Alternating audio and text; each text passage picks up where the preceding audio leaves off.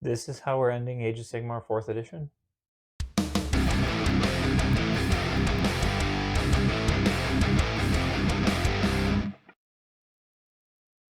Welcome to Tattoo Tabletop. My name is James, and today we are talking about the General's Handbook 2026 to 2027 for Age of Sigmar 4th edition. As far as we know, our last GHB before the new edition. Um, Listen, here's the thing. I'm taking a look at this and I'm going to kind of split up these thoughts because I still need to process and think more about the SOA, or as I call them, the Sons of Anarchy, the Scourge of Akshi. Either way, I do kind of want to look at those stats a little bit closer, but so you'll probably see a shirt change in there somewhere, but let's just start with this thing. This is dense. And I would say not dense in a necessarily positive way. Here's the thing. Either way, I'm excited because it's new way to play Age of Sigmar, and it is a change from Scourge of Koran, which I feel like has been in uh, the same spot for a while, other than, obviously Battle Tomes, updating things as we're going along. So, what are the season rules? Let's just quick cover those. So, raising the heat, you're talking about a fury level. Apparently, each player has a fury level, starting with level 1, and then the other person who goes second. Or if you're the attacker, your fury level is 1. If you're the defender, your fury level is 2, which is interesting. I don't think that necessarily means that you automatically just pass off the turn. So that's an interesting way of doing that. And then you need to use Simmering Rage, and you gain a number of rage dice equal to your fury level at the end of the battle round, any unspent rage dice. So you're supposed to spend these rage dice. And then you have an eruption of fury or fight through pain. Basically, you have an offensive and defensive thing that you can use rage dice on. You can spend up to 3, and you can heal with the defensive one, or you can add to the attacks, but it doesn't actually add to the attacks because it says pick one of melee weapons that unit is using, this ability is armed with, then spend up to 3 rage dice. Resolve a number of combat attacks against the target using the melee weapon you picked equal to the number of rage dice you spent. Designer's note: do not add to the attack's characteristic of the weapon you picked. You spend 3 rage dice to use this ability. You only make 3 combat attacks. So you get these rage dice. They don't add to your attack's characteristic. And then the main thing is on 6s, they inflict an additional d3 mortals. Instead, for each unmodified hit roll, inflict that, and then your opponent must increase their fury level by 1 to a maximum of 7 for each unmodified hit roll of 1. You allocate d3 mortals to the unit attacking. So you're not adding to the attack's characteristic. You're just picking a profile and you're swinging with it with 3 dice, and you're hoping for 6s that can also increase the fury level of your. There's a lot to kind of unpack there. I'm still not sure how I feel about it. I will definitely have to get some games in to see how I feel about it. They did already talk about some core rules changes. For example, Cruel Boy's got a nice little update where the venom encrusted weapons and stuff like that are at any hero phase, which is really kind of nice.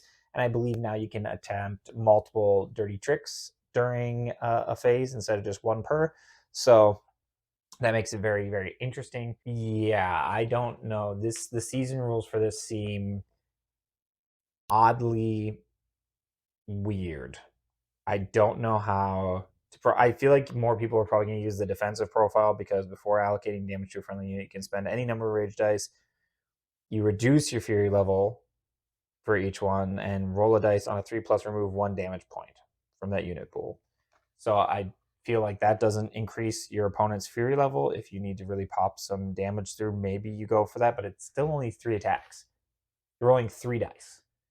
You might spike and roll 3 sixes, but then your opponent's fury level goes up 3 times, depending on where you're at.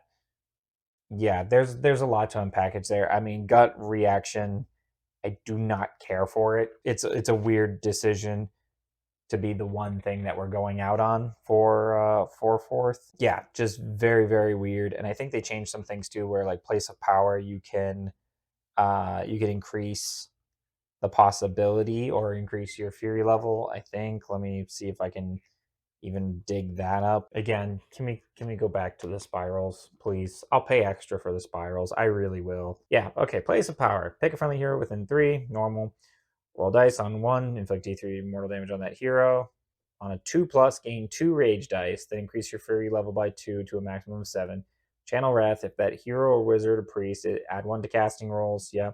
Dizzying rage for the rest of the turn, you can unbind. So it's adding the extra rage stuff that you can add for them, which again, it just adds to your pool, I think. So you'll just have to have some extra dice for that. I mean, you're no longer creating obscuring objectives. So I feel like shooting is going to be a bit more possible now. Yeah, Eruption of Fury. Oh, that's at the end of the turn too. So you fight, and then you pick one of your weapons at the end of the. But it's an attack. It's a fight word. What? But it's not core. So I think you just do that at the end of the turn. Pick a friendly unit to use this ability and then pick an enemy in combat. So it's just at the end. Okay. So, I mean, a little better, I guess. But so you can increase your rage that way. Realistically, I think we're really just kind of looking for what's going to change with the Scourge of Akshi models for sure, because I think that that's going to make a large difference as to what this all ends up feeling like. And I'm sure there'll be some units in there that are going to mess with that. So here's hoping. But otherwise, at least as far as season rules go, they're all right, I guess. I don't know. Again, I'm really gonna have to get some games in and see how it feels. It just feels like we're not going out of fourth, but we are, and this is it. This is the end of it for the next year. This is all we'll be playing until we get to the next edition. So, and by then, I'll have an overall feeling of fourth edition as a whole. People who watch the channel have noticed that I've probably been playing less. I played at Tabletop Titans. I had fun, but as a whole, I just haven't felt the calling to Age of Sigmar recently, and I am hoping that this will reinvigorate a little bit of that. I'm still not sure. I'm going to need to sit down and try a game or two and get well, probably more than that, in order to understand the weird, dense decision making. And then the battle plan maps and stuff like that, I can kind of lightly touch on. It's interesting. They changed some of the battle tactics. There is much less go forward, back up, go forward again, or like accelerate. I feel like the third conditions are a little bit more doable. A good example, even this very first battle tactics card, Blazing Onslaught. First one, you complete this battle tactic at the end of your turn if the same enemy unit had at least 1 damage point allocated to it in 3 different phases this turn. So magic it, shoot it, punch it. You do that, you get your battle tactic. Second one, you complete this battle tactic at the end of your turn if you control the enemy hideout, which is its own separate thing. Your opponent must pick one non-faction terrain piece to be the hideout, so they choose something on their half of the board. And then, of course, at the end, complete this battle tactic at the end of your turn if 2 or more enemy units were destroyed this turn and you control the enemy behind it. I feel like that's doable, which is nice because the third condition always made it seem like do A, then B, and then steal your opponent's house, rob their 401k, and hide their kids.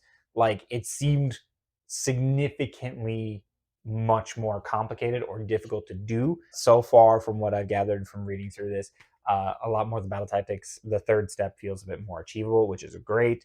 That's really how those should be. They should still be difficult, but they should feel more doable than they were previously.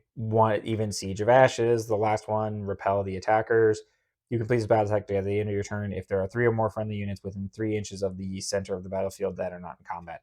That's possible. It's going to be harder because it's the end of the battle, or, well, more than likely you're at the end of the battle. I mean, you got 3 steps, right? So it'll be interesting to say the least. There's more battle tactics in here, and they're all different. So, nothing's really coming out and being exactly the same.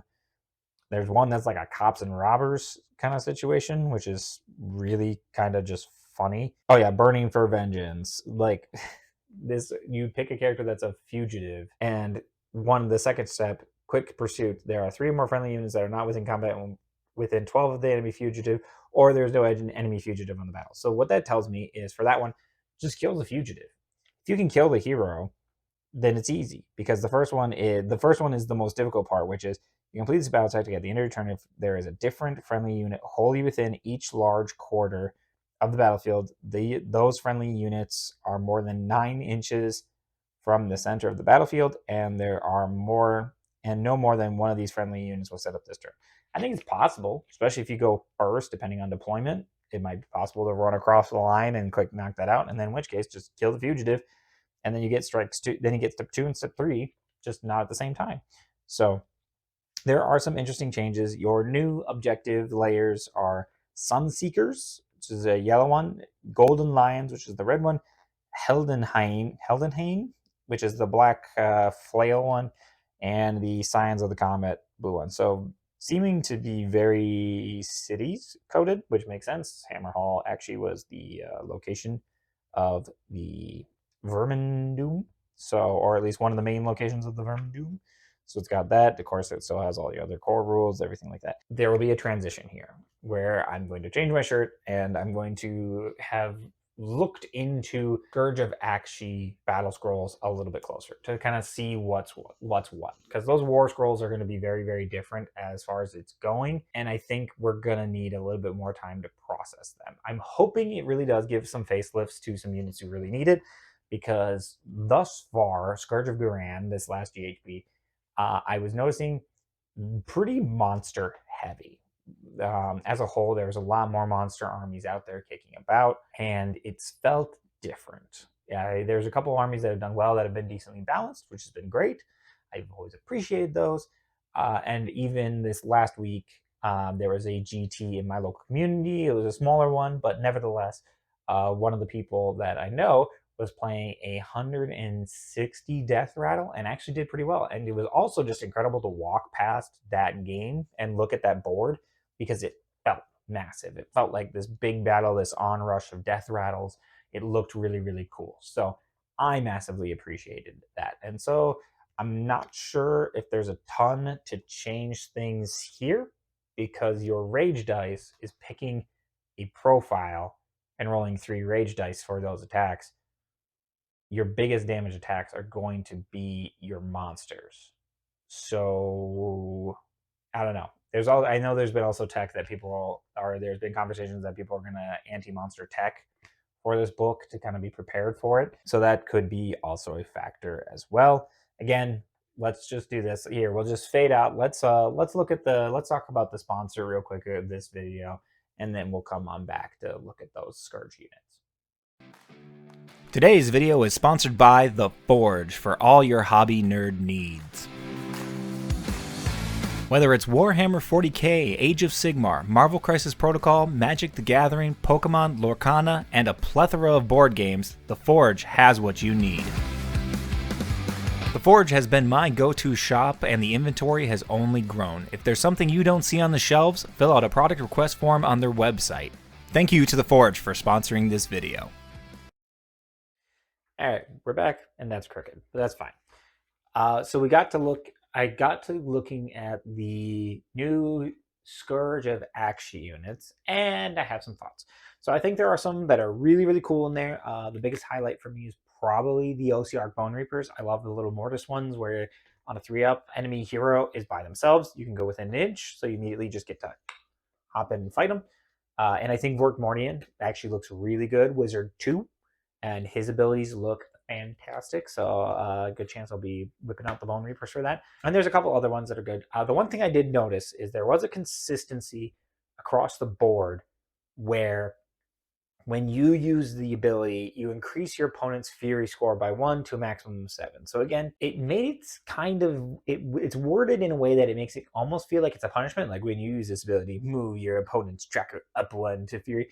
And then there are some that, if, for example, a good example is the Mortis Reapers one for the Scourge of Akshi, is if they kill a hero, then your opponent sets their fury level to 0. So it's kind of like a way to like tone them down, because I think that's just it is. They're trying to make this last GHB particularly killy, where if you're using these abilities against your opponent's getting angrier, and they're going to take out the rage dice and either use the rage tack or the other thing or what have you. So it's just going to be some potential extra damage across the board. I think it's their way of just like, oh, you punch? Well, I punch harder. And that's their plot for it. I'm not going to go dive too deep into all the Scourge achievements. There's plenty of videos out there. The Honest Wargamer makes one for every single one. He's got a lot more free time than I do to cover all that. So I'll just leave that to him. But how do I feel about this being our last Age of Sigmar General's Handbook until the new edition? Eh, I know that it sounds really negative, but I don't know. I'm not sure what I expected. If I'm being completely honest, I've played a little bit of Sigmar, not a ton recently. I'll be honest, and it's part of it's just being yeah, it just hasn't been pulling me in recently. There's some other things that I have with it, and again, it's not saying anything against Age of Sigmar. I still thoroughly enjoy Age of Sigmar. I still love the models. There's still plenty of them all over here. There's tons. So I still really enjoy it. I think I'm just hoping for more in the future. And now, what does more mean? I'm not 100% sure, if I'm being honest. There are things that I would want from Age of Sigmar 5th edition specifically. I won't get too deep into the weeds on it, but I will say this could be just a feeling for this right now. This could be just reading on a cursory, looking at how this is. I think it would behoove Games Workshop to, or other Age of Sigmar content creators to actually just show off how these season rules work, because they've lightly touched on them, I think, in a couple videos where they, had early access and they played some games with it, and they're just like, here's the new layouts of it. But I was very rarely seeing that rule being played. I wasn't seeing them use the rage dice or use whatever. And so I think that's why I also just don't particularly have a deep understanding about it, is because I just haven't been seeing it actually practiced. So I would actually love to see other Age of Sigmar content creators just do a like tutorial on it, and maybe I just need to search YouTube a little deeper and try that, and so maybe I'll do that. But as a whole, I will go out, I will try some games with this, I'll see how this feels. We'll get an RTT in there somewhere. Right now, of my armies, I really like my Cruel Boys. We did get to see the points updates, and Cruel Boys are eating good. Gobsprak can now do once per turn 3d6 unbind, which I love. So my Gobsprak that I was already bringing out is going to be brought out some more. So I'm very, very excited about that. So I'll be playing some of those. At some point, I should get on to painting all my new Bone Reapers. I built all 20 of the Taraxes. I got 10 Mortis Reapers. I made 3 Liege Cavaloses, or not Liege Cavalos, Liege Mortex. I did do the Liege Mortec on Chariot, Liege Caval, the one on the Chariot, and I did two support Chariots. So I did pick up a fair amount of Bone Reapers, and I got them all built. I just really haven't felt the drive to paint them, if I'm being honest. And I do have more Bone Reapers hiding around. We'll have to see. Until next time, though, let me know what you think about this General's Handbook thus far. Obviously, we're posting this on a Saturday, one day off my usual schedule. But I did want to release this on the day that you're going out and you're picking up the new General's Handbook, potentially that you're trying it. Maybe you've already been trying it, because, as we know, it kind of snuck its way on out. But I'm curious to see how people feel about this. Let me know what you think down in the comments down below. And of course, if you like this content, feel free to like, share, subscribe. It means the world to me. We're just at about 1,300 subs. I'm overwhelmed with how awesome that is. It's incredible. It's been fantastic to see people coming out and checking out the channel. I know I don't do a ton or do much beyond this, but I massively appreciate every like and every sub and every comment, for that matter. I just love having the conversation, because even if it's something like, no, I think this is the best GHB, or blah, blah, blah, it's still fun and it's still engaging. And I really hope you enjoy this. But until next time, we've got a new General's Handbook, and I'm willing to bet we've got some stuff to go paint. So go paint something.